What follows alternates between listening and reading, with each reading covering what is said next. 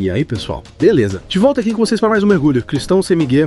A gente adora receber você aqui pra gente, como eu costumo dizer, destrinchar a fé cristã, tirar a casca. A gente vai direto ao ponto, sem enrolação, como a gente gosta. E hoje, olha, a gente tem um desafio dos dons. C.S. Lewis, você já ouviu falar dele, né? Um cara genial, escritor, cristão e o mais legal, ele conseguia explicar umas coisas super complexas de um jeito fácil de entender.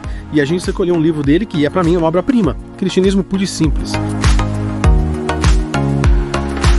E se liga, se você quiser ter o seu próprio livro, o link tá aqui no primeiro comentário, tá? Clica lá, você não paga nada mais por isso. Bom, no nosso mergulho de hoje, a gente vai se aventurar num capítulo que fala sobre as 3 partes da moral. E você pode estar pensando, moral, regras, deveres. Ai, que chato. Parece aquele papo de tiozão no Natal, né? Ah, pois é. Mas calma. Com C.S. Lewis no comando, a gente vai ver que moralidade não é esse bicho de 7 cabeças. É mais como um mapa, sabe? Um guia pra gente ver uma vida mais completa, sabe? Com mais significado. É isso aí. E quem não quer isso, né? Pois é. Acredita só, você tá lá, vivendo a sua vida, de boa, tranquilo. Aí do nada aparece alguém e fala, olha, eu tenho um manual de instruções pra você. Com ele você vai funcionar melhor, vai evitar problemas, vai alcançar seus objetivos.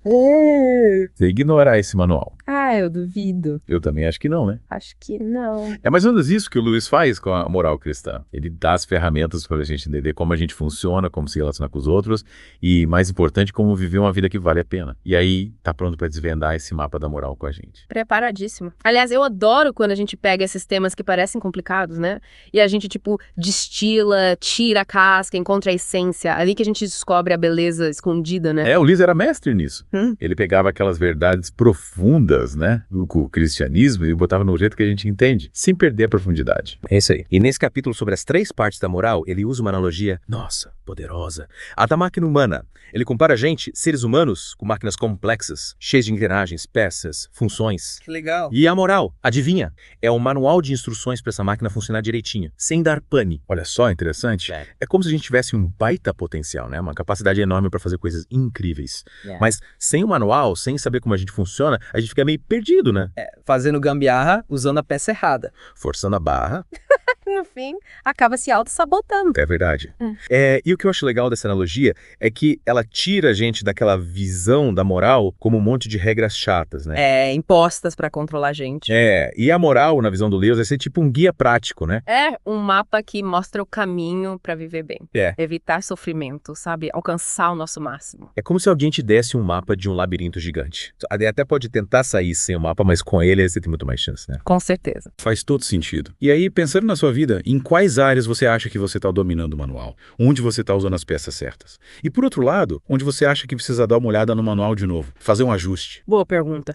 Porque, veja bem, o Lewis não tá falando só de evitar as grandes batidas, sabe? Os grandes erros. Ele tá falando daqueles errinhos de caminho que, com o tempo, te levam pra longe do seu destino. Tipo naquela viagem de carro, né? Se você é um pouquinho a direção no começo, você pode acabar quilômetros longe do lugar que você queria chegar. É verdade. E às vezes a gente nem percebe esses desvios, né? A gente vai no automático sem prestar atenção. Aí, opa, se perdeu. E pra voltar é mais complicado. Exatamente.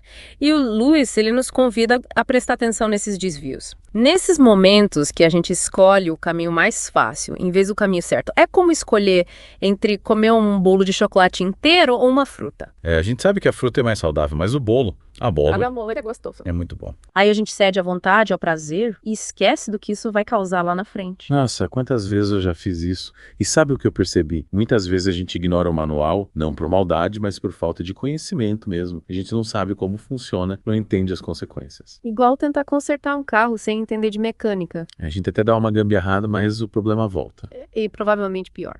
E por isso que estudar moral é tão importante. Na fé cristã, principalmente. A gente precisa entender os princípios, os valores, as diretrizes que Deus nos deu, para viver bem, para nossa máquina funcionar redondinho. Não é seguir regras cegamente, mas entender o propósito por trás de cada uma delas. É como ter um personal trainer da vida, que te ensina os exercícios certos, a dieta ideal, te acompanha, te motiva a alcançar seu máximo. E Deus, na visão cristã, é esse personal trainer que te ama e quer te ver feliz. Nossa, que legal. Realizada, vivendo em plenitude. Exatamente. E como em qualquer aprendizado, a gente vai errar, vai ter recaídas, vai desanimar. Mas a graça de Deus, o amor dele, tá sempre lá para nos levantar, nos perdoar e dar uma nova chance. Que lindo. E pensar que isso é só a primeira parte da moral, a analogia da máquina humana. Imagina o que o Lewis ainda vai nos mostrar. Pois é. Mas antes de ir para a próxima parte, queria te perguntar, o que te chamou mais atenção nessa primeira parte? O que te fez pensar na sua vida? Nossa, é incrível como essa analogia da máquina nos faz pensar em tanta coisa, né? E o Lewis, ele não para por aí. Ele vai além e nos leva para outro nível da moralidade. A harmonia interna. Harmonia interna. Isso parece interessante. Mas brincadeira à parte, o que ele quer dizer com isso? Que ele vai além da ideia de só evitar as colisões, sabe?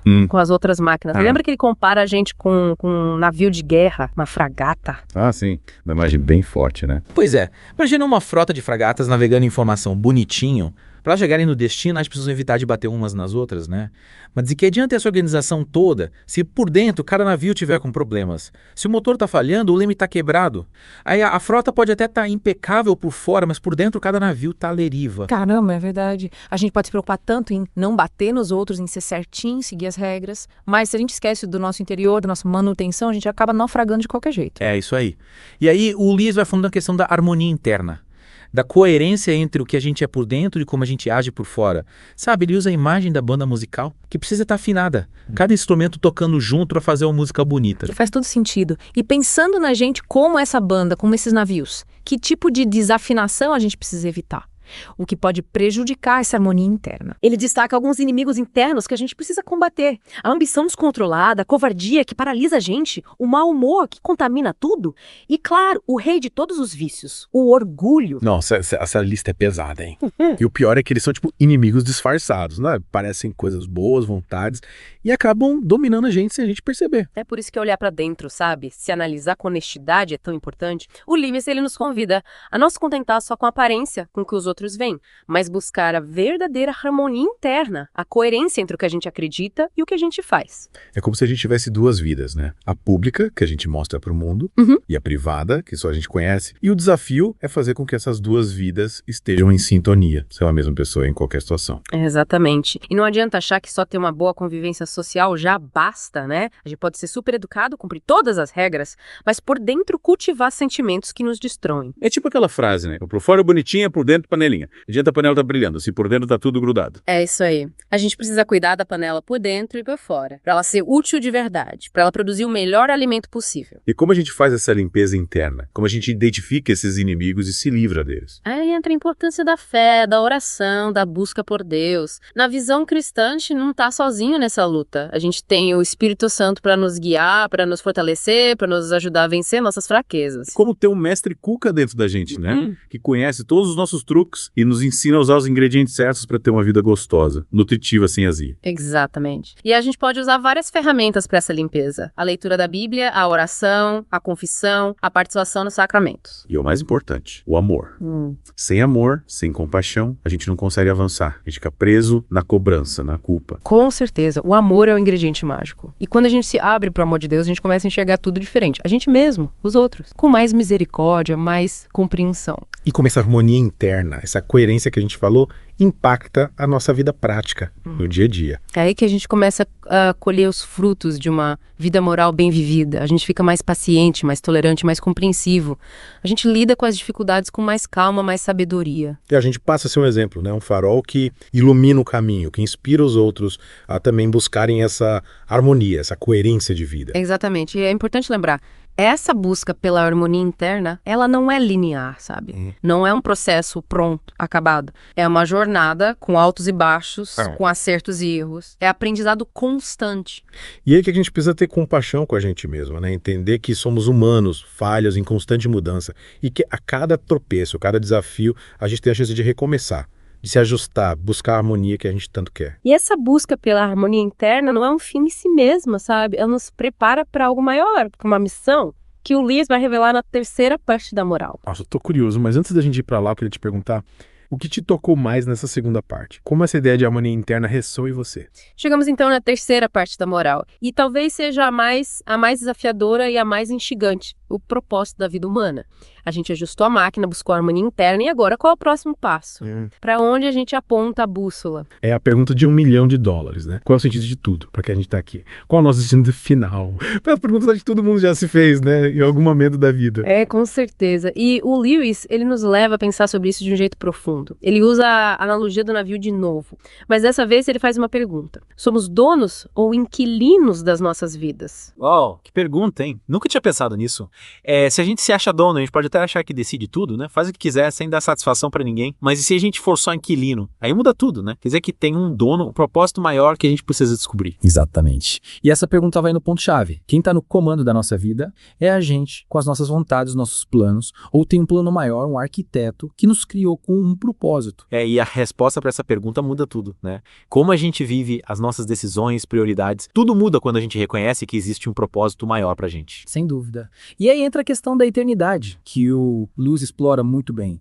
Se a gente acredita que a vida acaba aqui, que a morte é o fim, talvez faça sentido só buscar o prazer, o sucesso, a fama, né? Coisas passageiras. Mas se a gente acredita que a vida continua depois da morte, a perspectiva muda completamente. É como se a gente vivesse num trailer, achando que é a nossa casa definitiva, sem saber da mansão que nos espera. É isso. A crença na eternidade nos faz viver de forma mais significativa, buscar algo que vai além do tempo, do espaço. Afinal, o que a gente planta aqui, a gente colhe lá. E como essa ideia da eternidade se conecta com as outras duas partes da moral, a da máquina e da harmonia interna? É como se as três partes se encaixassem, como peças de um quebra-cabeça. A gente cuida da máquina para ela funcionar bem na nossa jornada aqui, se preparando para a vida eterna. Busca a harmonia interna para nossa alma estar em paz com Deus, pronta para o encontro com Ele. E descobre nosso propósito, nossa missão, para viver uma vida com significado, com impacto, deixar um legado. Nossa, que visão inspiradora. É como se a gente estivesse se preparando para um banquete celestial e a moral cristã fosse o guia para a gente aproveitar ao máximo essa experiência. E essa busca pelo propósito, por maior que seja,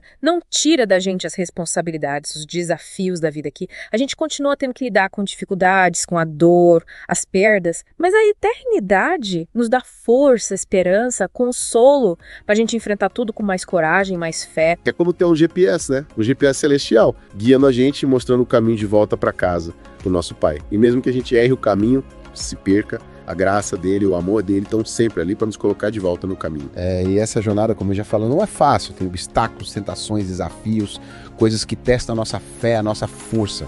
Mas a recompensa final, a vida eterna com Deus, faz tudo valer a pena. Que privilégio ter essa conversa e desvendar a moral cristã com a ajuda do C.S. Lewis. E para você que está com a gente até agora, fica o convite. E socorro nessa conversa. O que você leva para sua vida. Conta pra gente nos comentários. Vamos juntos aprofundar essa reflexão, né? Construir uma comunidade cada vez mais forte na fé e no amor. E não esquece, link para comprar o livro Cristianismo Puro e Simples. Tá aqui no primeiro comentário. Até a próxima, pessoal. Fiquem na paz de Cristo.